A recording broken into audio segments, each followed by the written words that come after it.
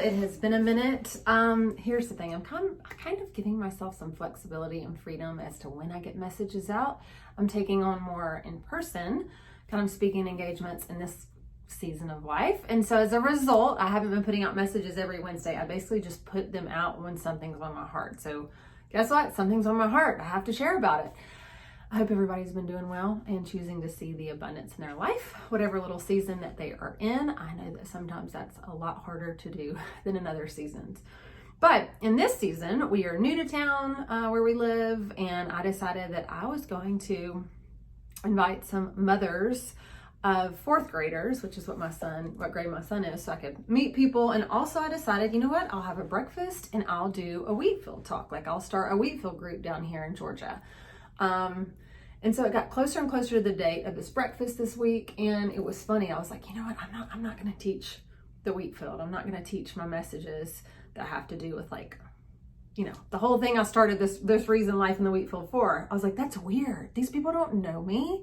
Like they have no idea who I am. And I'm going to be the Wheatfield lady all of a sudden. So I was like, no. I'll just talk on anxiety, because I feel like that's something that can resonate with a lot of different women, or speak on how our kids are God's kids first, and we need to remember that because we hold them and their future so tightly and we forget that they are God's kids first. So I was like, I'll just put one of those messages together. And it was the night before and nothing was coming. I was like trying to pull a message together and it was just like really difficult. And that's when God was like, hey, you're supposed to teach the Wheatfield. That's what I have given you to do in this season. But let me tell you, I knew I've been called to that. Hello. I go and speak about it at least once a week right now.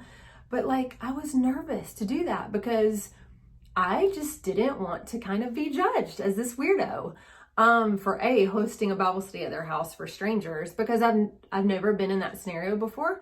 I've either taught my Wheatfield messages to two different types of people. I've taught them to people at churches where I just show up, no one knows me, and I give them the message and I'll leave, but I don't have to do life with them. So I don't care if they think I'm a weirdo for having a whole Bible study based on a vision I had. The other type of person in the past that I've taught when I taught all my groups in Nashville were people that I knew. I did life with them. They already knew me before I ever started telling them about the Wheatfield life. And so I felt very safe in those moments. I felt like they know me. So even if they think this is crazy, this happened to her, they're not going to doubt that it happened to me because they know me. This was the first time I was going to be like, hi, I'm Lainey. I'm Walker's mom. Guess what? I had a vision about wheat. That's basically what I was scared to death to do. But God made it so clear to me that that was the message I was supposed to teach.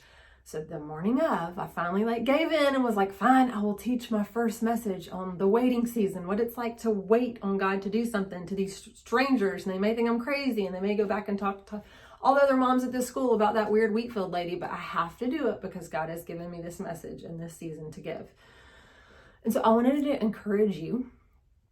If God is calling you to do something, do it. If he has instructed you, don't make an excuse. Don't question what people will think. Do it. There is no greater thing we can do than live out the calling that he has put on your life. Even if it makes no sense to anybody, even if you're terrified, it doesn't matter. We have to do what we were created to do. And that looks different for every single person. And so the verse that I want to leave us with is the first verse I learned, one of the first verses I learned when I became a believer in my 12th grade year of high school, right before I went to college. I don't know why I learned this one, but I quoted it a lot. It's Galatians 1:10. Am I now trying to win the approval of human beings or of God? Or am I trying to please people?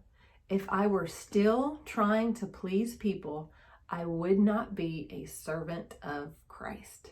How good is that? What a great framework for, hey, are we trying to win the approval of man or of God in this situation? If I'm still trying to win the approval of man, I'm not a servant of Christ. That's an easy spirit check, right? What was so cool about the fact that I'm not patting my back and being like, yay, I did what I was supposed to do, but because I was, churchy word coming up, obedient to what he had asked me to do and I didn't run from it, I cannot tell you how many women reached out to me, either texted me or saw me at the football game the night after this and were like, that message was for me. Thank you so much.